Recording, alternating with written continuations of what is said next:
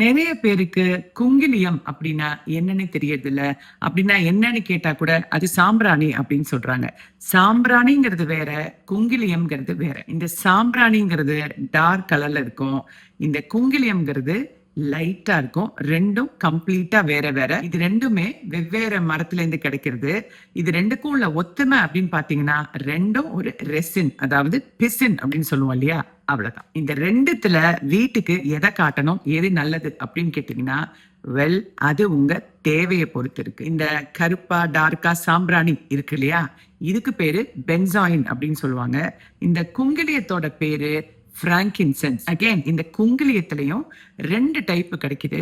ஒன்னு பிராங்கின்சென்ஸ் அப்படின்னு சொல்லுவோம், இது சாதாரண குங்கிலியம். அடுத்தது வெள்ளை குங்கிலியம் அப்படின்னு ஒண்ணு கிடைக்கும், அது பேரு கம்டமார் அப்படிங்கிறோம்.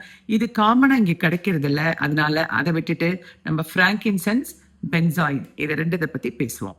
அந்த காலத்திலேருந்து பார்த்துட்டு வந்திருப்பீங்க, நம்ம கல்ச்சர்ல பரவலா இந்த விஷயம் இருக்கு. என்ன அப்படின்னா, தலைக்கு சாம்பிராணி காட்டுறது. இந்த கருப்பா இருக்கு இல்லையா சாம்பிராணி, இததான் தலைக்கு காட்டுவாங்க. ஏன் காட்டுறாங்க அப்படின்னா, பிறந்த குழந்தைகளுக்கும் சரி, சைனஸ் பிரச்சனை, சளி தொந்தரவு இருக்கிறவங்களும் தலை குளிச்சாங்கன்னா அந்த சிம்டம்ஸ் வேர்ஸ் ஆயிடும் இல்லையா, அந்த மாதிரி ஆகாம இருக்கிறதுக்கும், தலையில ஏதோ ஃபங்கல் இன்ஃபெக்ஷன்ஸ் எல்லாம் வராம இருக்கிறதுக்கும் இந்த புகையில தலை காய வச்சிருக்காங்க.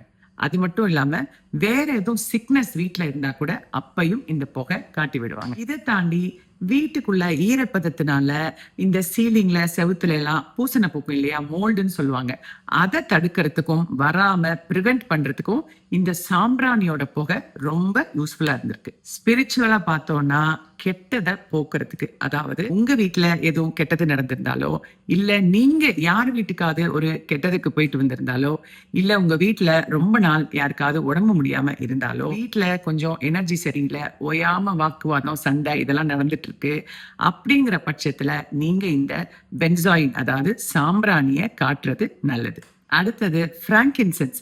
குங்கிலியத்தை எடுத்துக்கிட்டீங்கன்னா நிறைய பழங்கால கோயில்கள் எல்லாம் அதை யூஸ் பண்றாங்க. இன்றளவும் அதுதான் யூஸ் பண்ணிட்டு வராங்க. ஸ்பிரிச்சுவலா இந்த குங்கிலியம்ங்கிறது கெட்டதை போக்குறது மாத்திரம் இல்லாம வீட்டுல பாசிட்டிவ் வைப்ஸை அட்ராக்ட் பண்றதுக்கும் யூஸ்ஃபுல்லா இருக்கு. எப்படி பென்சாயினை எதுக்கெல்லாம் யூஸ் பண்ணலாம் அப்படின்னு சொன்னேன் இல்லையா, அந்த மாதிரி இல்லாம ரெகுலராவே இந்த குங்கிலியத்தை யூஸ் பண்றது நல்லது. ரெகுலர் நான் சொல்றது எல்லா நாளும் காட்டணுங்கிற அவசியம் இல்லை, காட்டுனாலும் தப்பு இல்லை, நான் அப்படித்தான் பண்றேன். அட்லீஸ்ட் ஏதாவது வாரத்துக்கு ஒரு நாளாவது கண்டிப்பா காட்டுற பழக்கம் வச்சுக்கிட்டீங்கன்னா நீங்களே வித்தியாசத்தை உணர்வீங்க. ஒருவேளை உங்க வீட்டுக்கு யாராவது உங்களுக்கு ஆகாதவங்க வந்துட்டு போனாங்க, அவங்களோட வைப் சரியில்லை, அவங்க பேசுற விதம் சரியில்லை இப்படின்லாம் நினைச்சீங்கன்னா, இல்ல உங்களுக்கு யாராவது திருஷ்டி வச்சுட்டாங்க, கண் திருஷ்டி அதிகமா இருக்கு அப்படின்னு நீங்க நினைச்சாலோ, உடனடியா இந்த குங்கிலியத்தோட மருதாணி விதை நாட்டு மருந்து கடையில கிடைக்கும், அந்த மருதாணி விதைய கொஞ்சமா ஒரு பிஞ்சு போட்டு காட்டினீங்கன்னு வச்சுக்கீங்களேன்,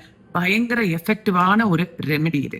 சாம்பிராணி, குங்கிலியம், பென்சாயின், பிராங்கின்சென்ஸ் இது 2க்குமான வித்தியாசம் என்ன அப்படின்னு கொஞ்சமாவது ஒரு கிளாரிட்டி உங்களுக்கு கிடைச்சிருக்கும் நம்புறேன். உங்க ஃப்ரெண்ட் கிருஷ்ணபிரியா.